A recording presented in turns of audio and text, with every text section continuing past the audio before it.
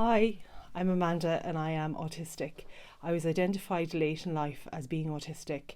I finally went for an assessment at the age of 39. This will be my first time recording a video talking about my diagnosis, and I'm more, used to not being on camera. I'm on social media a number of years on Instagram and Facebook, and I suppose I generally prefer that because I'm behind the camera and I'm just taking a photo and maybe writing some blog posts, or I do a lot of graphic design, so maybe I draw a lot as well, as opposed to being on camera, so I'm a little bit nervous. But I suppose I went finally for an autism assessment at the age of 39 after going through, I would say, what I was hoping to be was my last visit, which was actually at that time my last visit to A&E. I didn't realise at the time I was autistic. Every time I would land in, I was going through what I know now as an autistic burnout, but I didn't know that at the time. But I remember my very last visit to A&E in Mayo, where I'm from in Ireland, I remember taking a photo of myself, and if I can find that photo I will share it here somewhere. I'm not even sure how you do that. This is my first video kind of on camera, so there may not be a picture, but if I can find it I'll put it in. I remember taking a photo of myself in Casualty because they had taken so many tests and checked me for everything, and they couldn't find anything officially wrong with me while I was in Casualty, but I just knew I felt so dreadful, but there was no name for what it was I was going through. I was so exhausted, mentally, emotionally, physically exhausted, but there was no official name for what it was I was going through. And it was only afterwards I was talking to a friend, and they were saying, that sounds like autistic burnout. And what that person didn't know was that I had already applied to finally go for an assessment. I had applied 3 times previous in my life to go for autism assessments, but each time, unfortunately, I had said it to maybe not, sorry if you hear noise, that's my fidget. I'd maybe said it to people that weren't so supportive, and in a way, luckily now, wouldn't be in my kind of circle of friends. So maybe it was signs in the past that maybe they weren't so friendly or so kind. But I remember saying it to maybe 3 different people over the course of my life, especially since I became a parent. So I should also say I'm a parent to 4 children.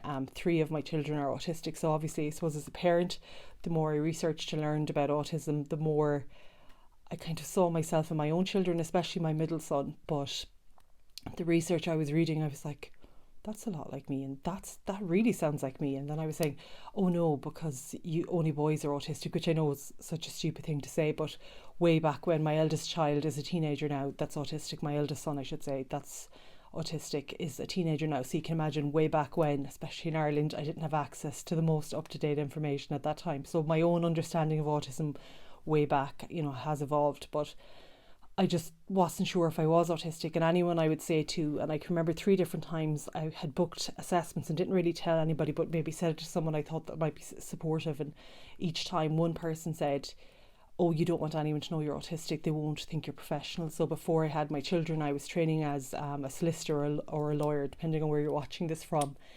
And I just remember thinking, oh my gosh, people will think, they're going to think I'm not professional if I'm autistic, which is really stupid to say, but that's what the other person was telling me. And I was going, oh my gosh, okay, I'm always getting things wrong. They're right, I'm wrong about this.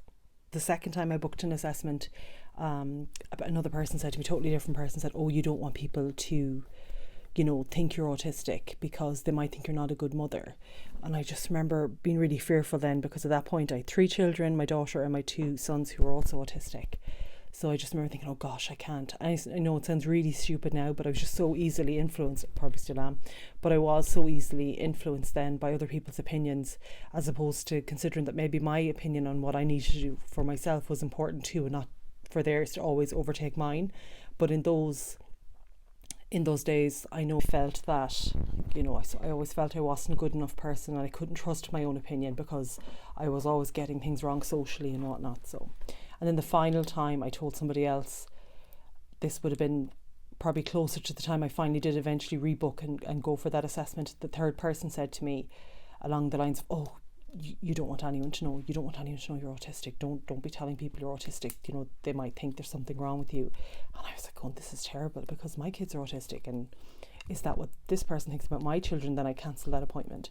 But I finally went for as I said, my 4th attempt at going for an assessment at the age of 39, and it was because I had again landed myself in casualty, so unwell, so sick. Nothing that I could be diagnosed with as such, other than obviously later to be identified as autistic, but I was just so unwell. And I remember taking a photo and saying, this is the last time you're going to be here. You're going to find out once and for all what's going on. Is this autistic burnout? What's going on for you here?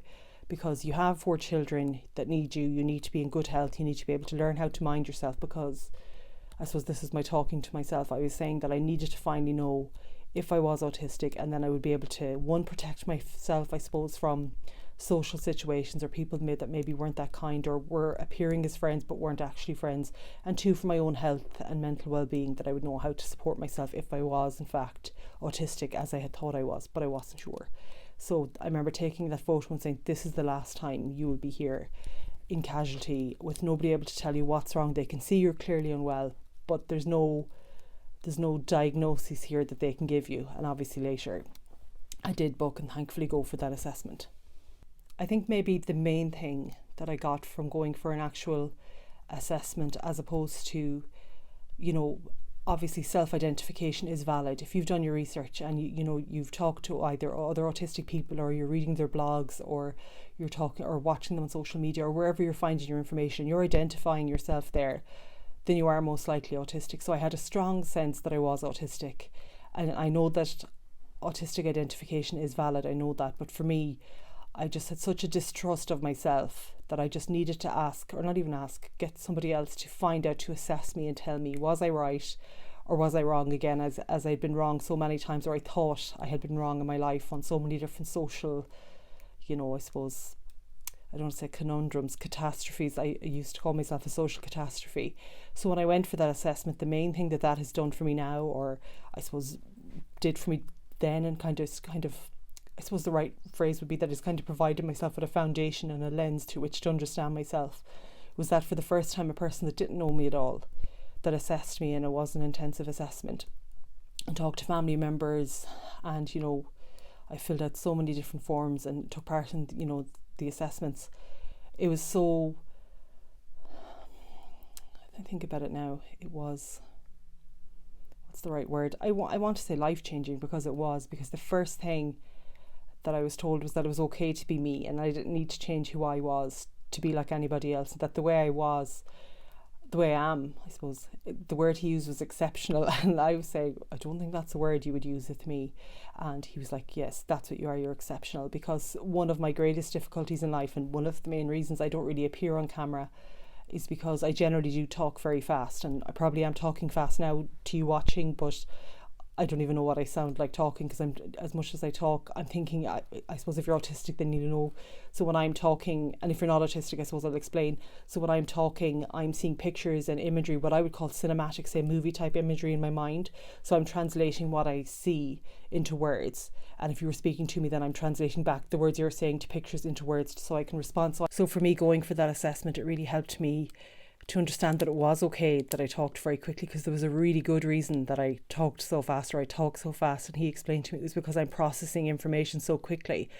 I think he referenced a circuit board. He just said, he was asking me lots of different questions and I was answering very quickly. And the other thing he did say to me though was that I apologised over 50 or 60 times during that assessment, and that killed my heart, because I don't actually know I apologised. I could even have apologised on this video, and I don't even know.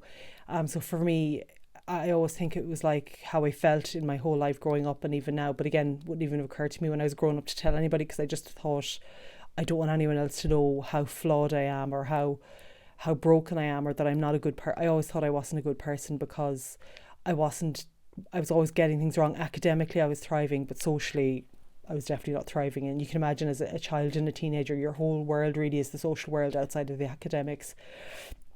But when he was saying that to me about the amount of times I had apologised, it just made me kind of sad for myself, because it was a bit like I apologised for being here at all, or for existing. And I hoped, if I was autistic, that after that would stop. I think I do still apologise, but now I'm more conscious that when, say, if someone does something that's not nice to me, or if things go wrong, it's not always my fault. That sometimes it's nothing to do with me if say somebody isn't nice, or if I say the wrong thing. Now I always just think to myself, just had an autism moment, as opposed to beating myself up about it for years when I do things or say things that maybe socially are perceived as maybe a bit blunt, or not ever really rude, but maybe saying the wrong thing at the wrong time, that kind of thing. So now I don't really beat myself up about it. But there's been so many positives from, I suppose, going for that assessment. And again, I was obviously identified as autistic, and then I kind of kept that information to myself. I guess I'm still processing it, but I wanted to, because it is coming up to New Year's Eve, I thought, why not kind of push yourself to do something you would never ever normally do, and that is to, I suppose, be on camera talking, because I know I do talk super fast sometimes, and to my embarrassment at times as well, because I kind of ramble and stumble over what I'm trying to say. But I thought I'm going to do that for the year of 2023, entering that year, that I did actually try to push myself to speak on camera. So here I am. But if you're thinking that you might be autistic and you're wondering, would you go for an assessment? First of all, realise that self-identification is valid. If you think you're autistic and you've educated yourself on what it is to be autistic and you feel you identify there, just know that self-identification is valid. And then if you feel you do want to go forward for an assessment, all I can tell you from my perspective is it has changed my whole life. I'm still learning now, but I'm learning now to be kinder to myself. I'm learning now that when I am going into burnout, I know my signs now, whereas before I didn't really know if I was going into burnout. I was just getting burnt out to the point I'd end up in hospital. Now I'm going, okay, so I would struggle with interception, so I'd often forget to drink or to eat, or if I was having a pain, it would end up at the point I would nearly be literally in casualty before I would look after myself. So now I'm still not brilliant, but I'm more aware of myself. If somebody does something unkind to me, or, I'm learning to set boundaries now with people, or if people really aren't actually good people, I don't say good people, aren't a good friend to me, then I kind of remove myself from those situations, and I don't feel guilty about it anymore. I have to try and look after my own mental health, and I don't blame myself. If I can see I'm blameless in a situation, I say, no, it's not because you're not a good enough person, just maybe it was whatever was going on, that situation, but it's not actually your fault. I'm learning that, I do love my special interests. In particular, I'll do a video maybe another day in my office. It's basically wall to wall of books, which has been a special interest my whole life. I'm learning now that those special interests I had as a child, how incredible it is that I did have those special interests, because they help me now, even as an adult, looking after my own children, that I am a researcher, that I can dive deep into things I'm interested in. So going for that assessment genuinely has changed my whole life. So I guess if you're thinking about going for an assessment, for me personally, it has changed my whole life. It has made me realise that I am a good person, that I do deserve to be treated kindly by others, that I don't have to take poor treatment, that I can stand up for myself, and that I'm learning to maybe not apologise 50 times in a conversation, but I'll get there eventually. Maybe not today, but I will get there. So I guess that's my first attempt at a video. I don't know if it's any good. It's probably not brilliant. But I just said I'd do that for, I suppose, New Year's Eve to start off with, maybe my first official video on camera. So thanks for listening. Sorry if it was a touch. Actually, there's an apology. I have said it now, so sorry if it was a bit boring, a bit of a ramble as usual, but I'll try not to apologise anymore. But thanks again so much. If you think you are autistic, or if you want to connect or chat about your own kind of wonderings about yourself, leave a comment below, or I'll leave links. I don't even know how to do that, but I'll leave links down below the video for my own social media. You can find me over there. Or if you want to, I think it's called subscribe, feel free to subscribe. I will definitely try and post another video soon. Okay, so I'll go. Bye. Thank you. Bye-bye.